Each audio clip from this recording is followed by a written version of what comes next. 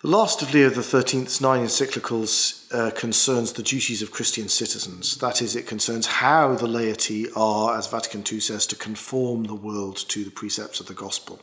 This is a very controversial subject because people often will claim, liberals will claim, that the attempt to bring about an integrally Christian, an integrally Catholic society, it will inherently involve injustice towards those who are not Catholics, who are not Christians.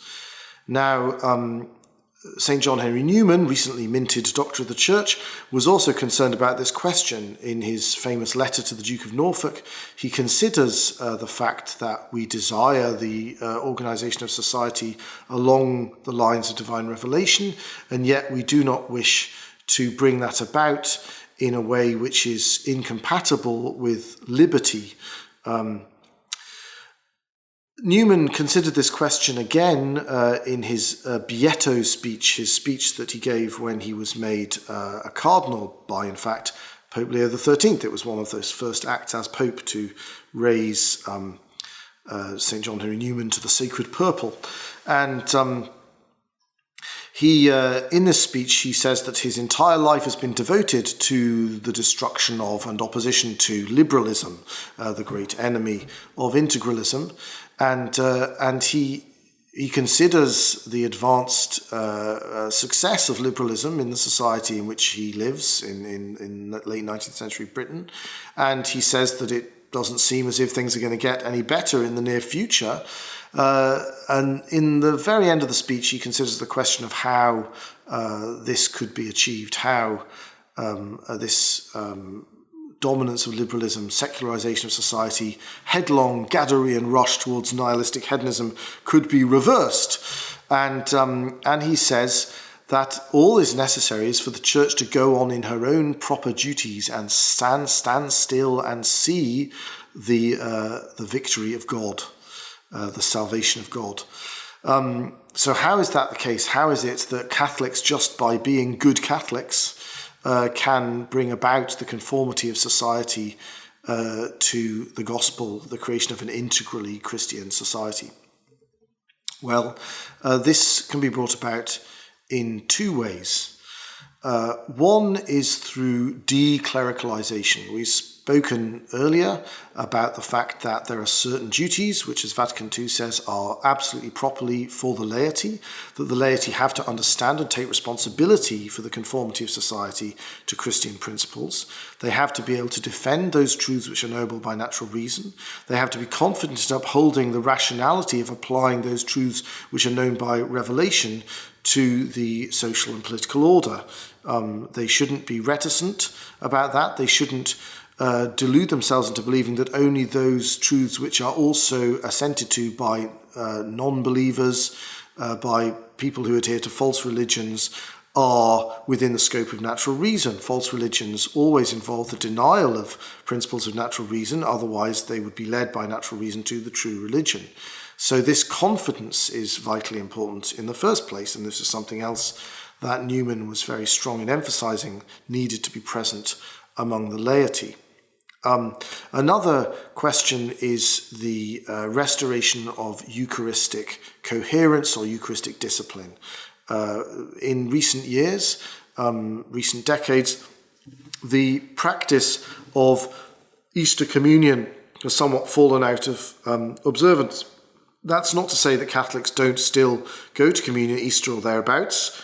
Practicing Catholics obviously still do, but it used to be the case that this was monitored and certified. This was famously codified by the Fourth Lateran Council in 1215, which said that all Catholics should go to their own parish for communion at Easter or thereabouts and for confession. And this was certified by the fact that the parish priest would record that someone had made their Easter communion. This is very important because it's necessary for a parish priest to refuse, and this is still the case in modern canon law, it's necessary for the parish priest to refuse communion to those who are notorious public sinners who have defected from the faith. And this means that politicians who grotesquely violate the requirements of natural divine law in the way in which they legislate should be denied communion and identified as not Catholics in good standing by the Church. And because we are no longer required to go to our own parish to do this, the automatic mechanism by which this is to be done is no longer in place, because one could go to a parish where one was not known. There have been courageous priests and bishops who have enforced the requirements of present canon law and refused communion to various delinquent, supposedly Catholic politicians, but they have not always been rewarded by their less than courageous fellow hierarchs. So this restoration of Eucharistic discipline, of Eucharistic coherence, is vitally necessary to the creation of an integrally Christian society. And it doesn't involve any coercion in regard to non-Christians. Another older practice which would help in the restoration of Christian society is the distinction between major and minor excommunication, which unfortunately is not made in the present Code of Canon Law. Major excommunication is an excommunication which leads to the excommunicated person having to be avoided by his fellow Christians. And if they fail to avoid him, they incur minor excommunication. This would mean that if a delinquent politician who claims to be a Catholic starts to legalize same-sex marriage or abortion or euthanasia or some other terrible thing, and they're then properly excommunicated by their bishop, denied communion by their parish priest, and then ultimately, if they appeal that, excommunicated by their bishop, then it would be impossible for a Catholic without sinning mortally to vote for that person in an election, because that would violate the principle of major excommunication and cause them to incur minor excommunication. Of course, we have secret ballots, so only God would know, but God knowing is a very important thing, and it would mean that all Catholics were reminded that they were obliged in conscience to not vote for such persons.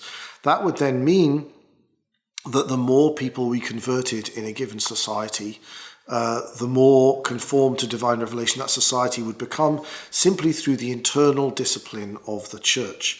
Now, ultimately, what Leo XIII says in Immortale Dei is that we desire a psychosomatic union of the temporal and civil orders, that is, in which the Church is the soul and the state, crudely put, is the body.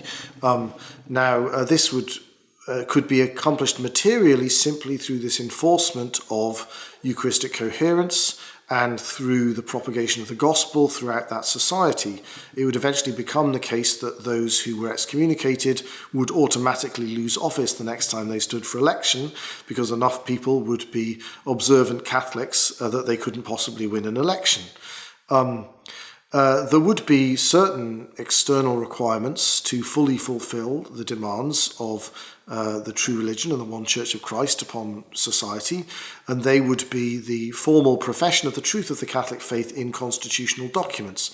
But that would in no way involve stripping someone who was not a Catholic, not a baptized person, of their citizenship, anyone indeed, of their citizenship, because to take someone's citizenship from them because they had not embraced the gospel would be a coercive form of coercion, a temporal inducement which is forbidden by the divine law. And therefore anyone who was already a citizen of a country would retain their citizenship and all its rights and would be able to pass it on to their successors, ultimately to their descendants. Ultimately, if such a society completely embraced the gospel, it wouldn't be possible for someone who had not inherited citizenship to acquire it without having already embraced the Catholic faith. But that would be an indirect inducement that one didn't desire to be an inducement. Finally, the civil power would need to give some form of recognition to the internal discipline of the Church in regard to its own members. But that wouldn't necessarily, as Newman points out, need to involve much more than forfeiture of the rights of citizenship among delinquent Catholics who suffer excommunication, a penalty which would not, as we say, apply to those who are not baptized.